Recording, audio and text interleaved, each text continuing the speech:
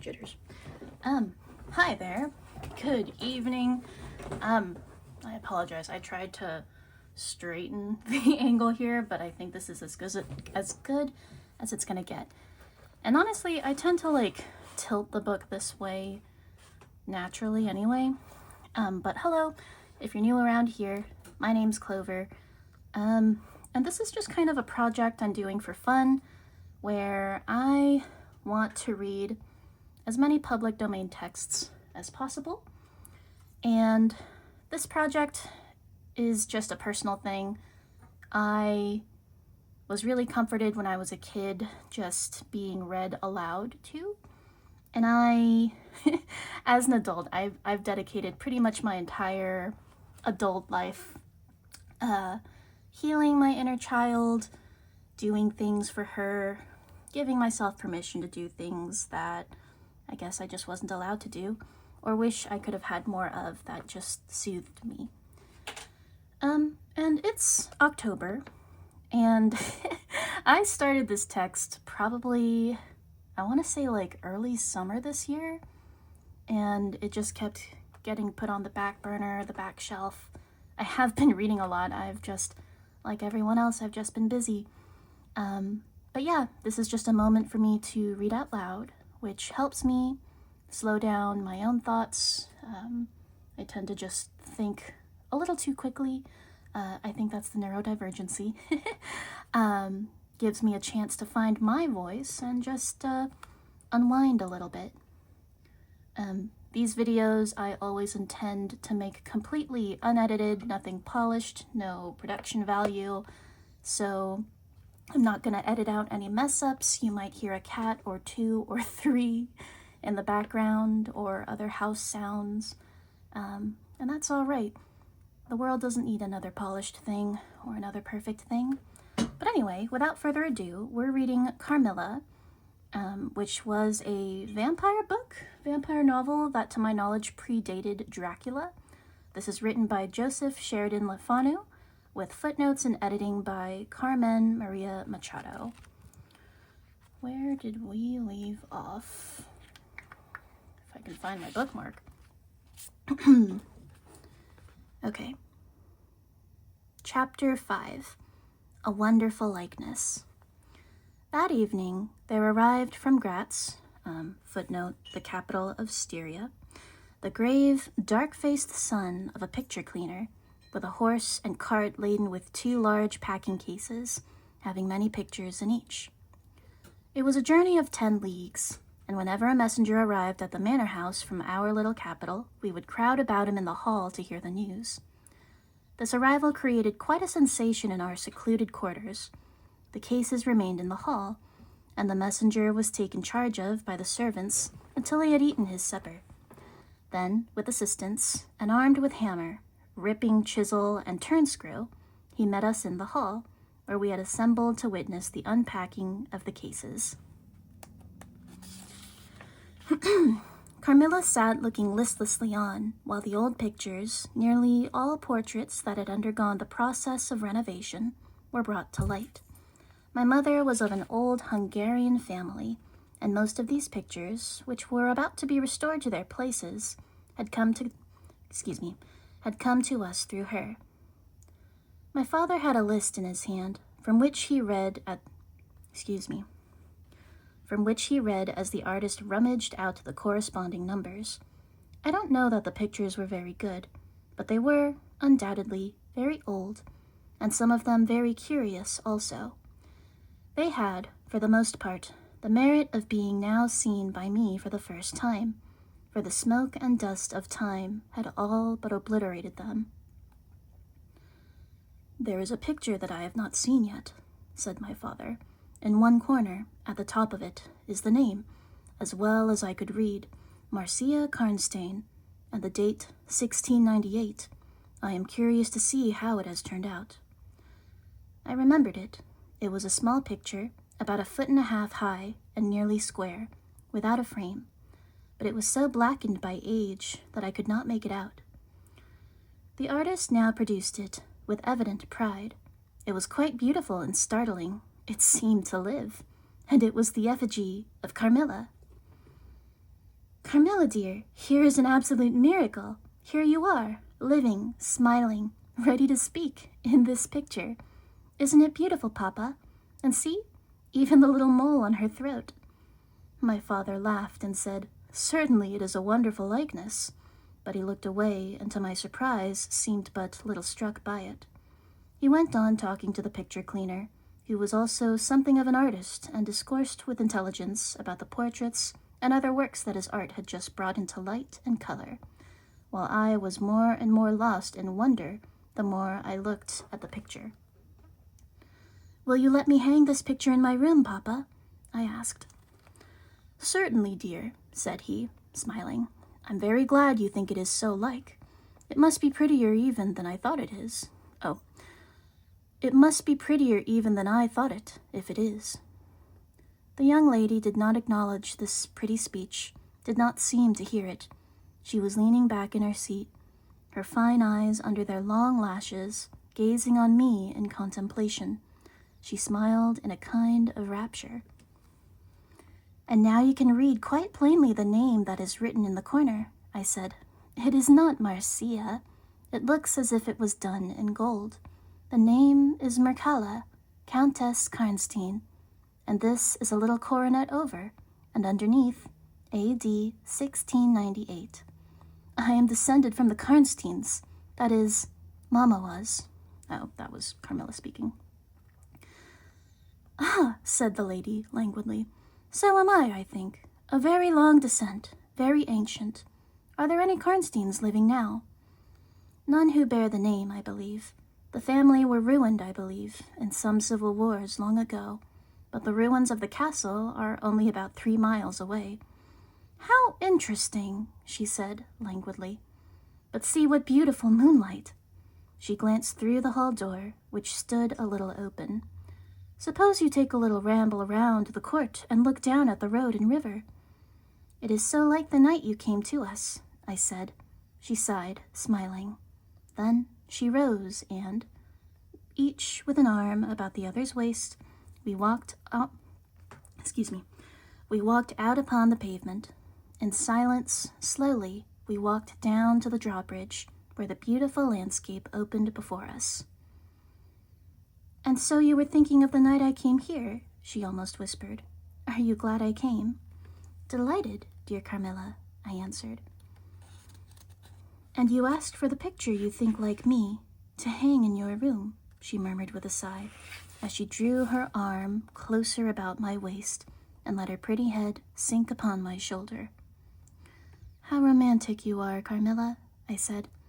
"Whenever you tell me your story, it will be made up chiefly of some one great romance." She kissed me silently. "I am sure, Carmilla, you have been in love, that there is, at this moment, an affair of the heart going on." "I have been in love with no one, and never shall," she whispered, "unless it should be with you." How beautiful she looked in the moonlight. Shy and strange was the look with which she quickly hid her face in my neck and hair, with tumultuous sighs that almost turned to sobs. She pressed in mine a hand that trembled. Her soft cheek was glowing against my own. "Darling, darling," she murmured, "I live in you, and you would die for me. I love you so." I started from her. She was gazing on me with eyes from which all fire, all meaning had flown. Her face was colorless and apathetic. Short chapter. "Is there a chill in the air, dear?" she said drowsily. "I almost shiver. Have I been dreaming? Let us come in. Come in." "You look ill, Carmilla, a little faint. You certainly must take some wine," I said. "Yes, I will. I'm better now. I shall be quite well in a few minutes. Yes, do give me a little wine," answered Carmilla, as we approached the door. "Let us look again for a moment. It is the last time, perhaps, I shall see the moonlight with you." "How do you feel now, dear Carmilla? Are you really better?" I asked.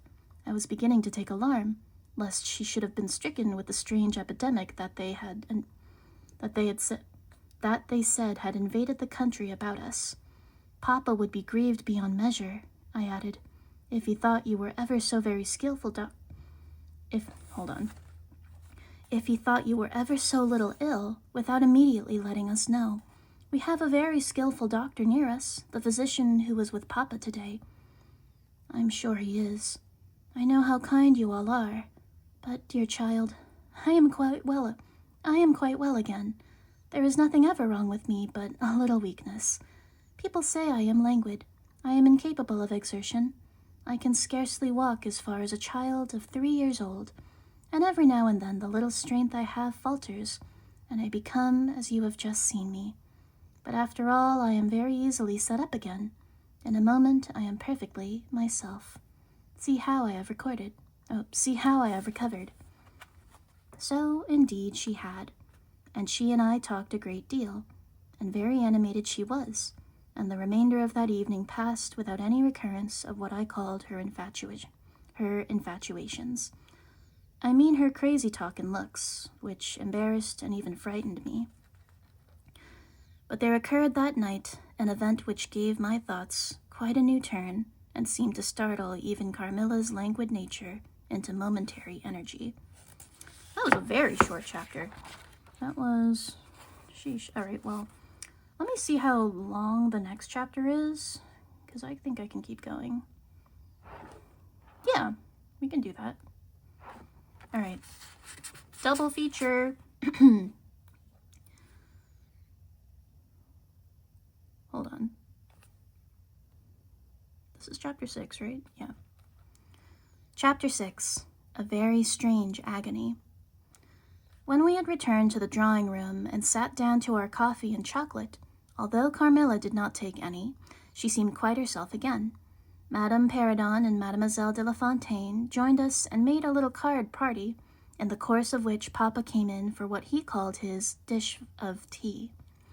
When the game was over, he sat down beside Carmilla on the sofa and asked her, a little anxiously, whether she had heard from her mother since her arrival. She answered, no. He then asked whether she knew where a letter would reach her at present. I cannot tell, she answered ambiguously, but I have been thinking of leaving you. You have been already too hospitable and too kind to me. I have given you an infinity of trouble, and I should wish to take a carriage tomorrow and post in pursuit of her. I know where I shall ultimately find her, although I dare not yet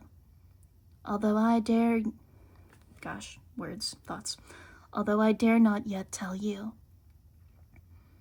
But you must not dream of any such thing, exclaimed my father, to my great relief.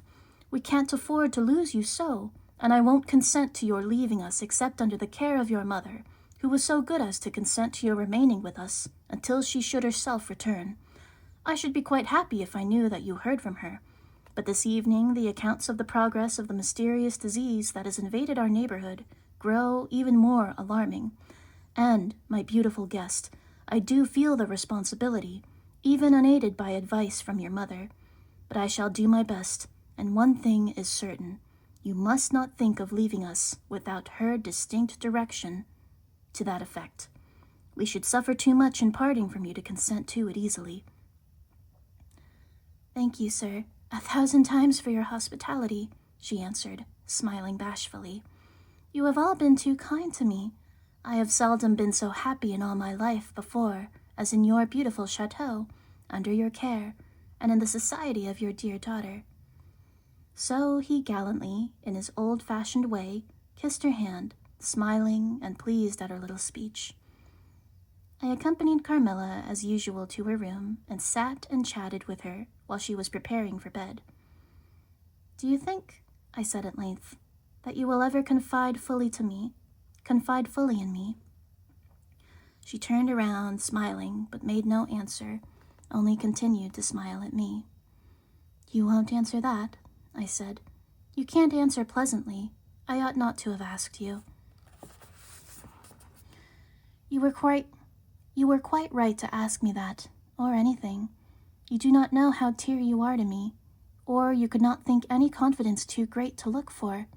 But I am under vows, no none half so awfully, and I dare not tell my story yet, even to you. The time is very near when you shall know everything. You will think me cruel, very selfish, but love is always selfish.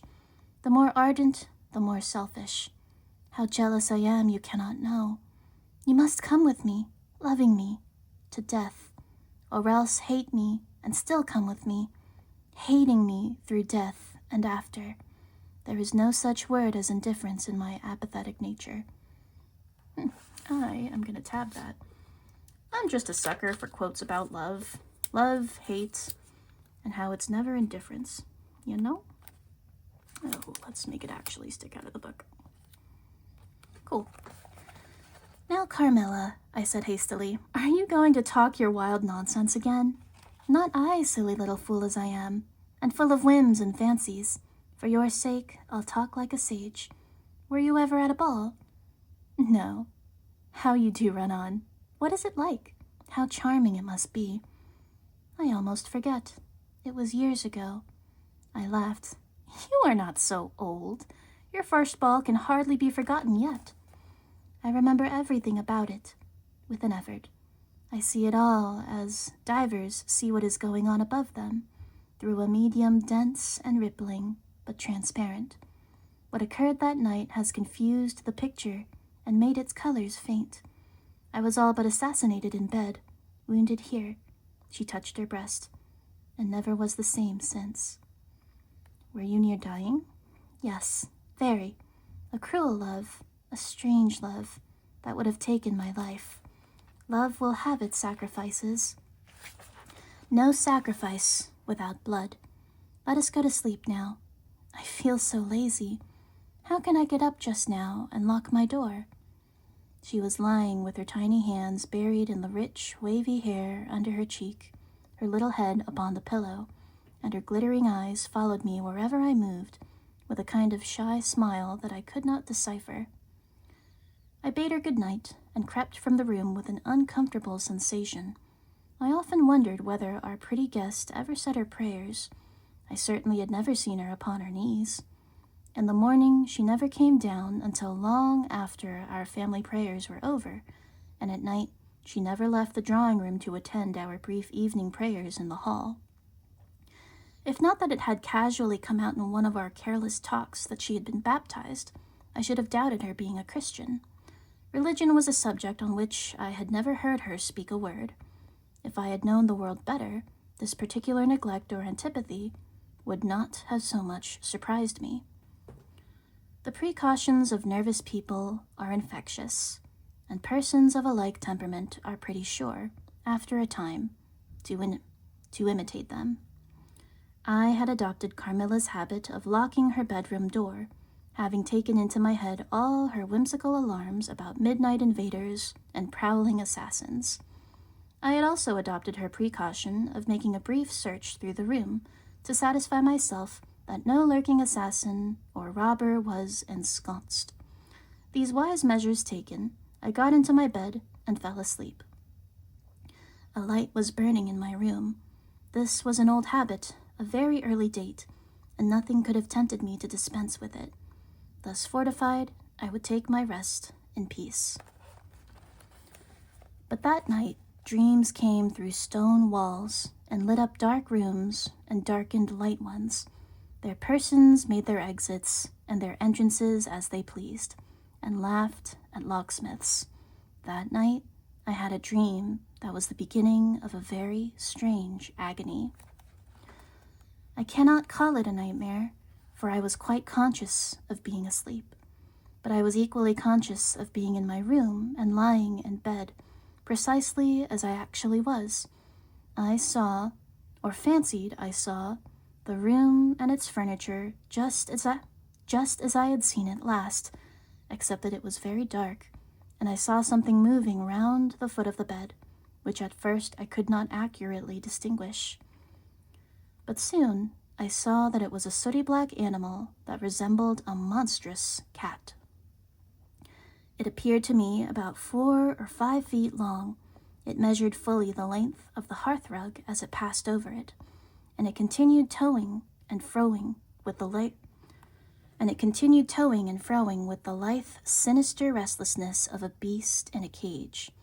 I could not cry out, although I was terrified. Its pace was growing faster, and the room rapidly darker and darker, at length so dark that I could no longer see anything of it but its eyes. I felt it spring lightly on the bed.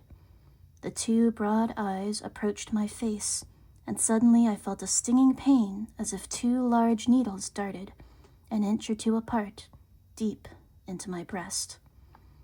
I woke with a scream. The room was lighted by the candle that burnt there all through the night, and I saw a female figure standing at the foot of the bed. She was in a dark, loose dress, and her hair was down and covered her shoulders. There was not the slightest stir of respiration. A block of stone could not have been more still. As I stared at her, the figure appeared to change her place and was now nearer the door. Then, close to it, the door opened, and she exited through it. I was now relieved and able to breathe and move. My first thought was that Carmilla had been playing a trick on me, and that I had forgotten to secure my door. I hastened to it and found it locked, as usual, on the inside. I was afraid to open it. I was horrified. I sprang into my bed and covered my head up in the bedclothes, and lay there more dead than alive until morning. Whew! Nice and spooky. Well, that'll be it for today. Next time we'll be reading chapter 7. Thanks. Take care. See you next time.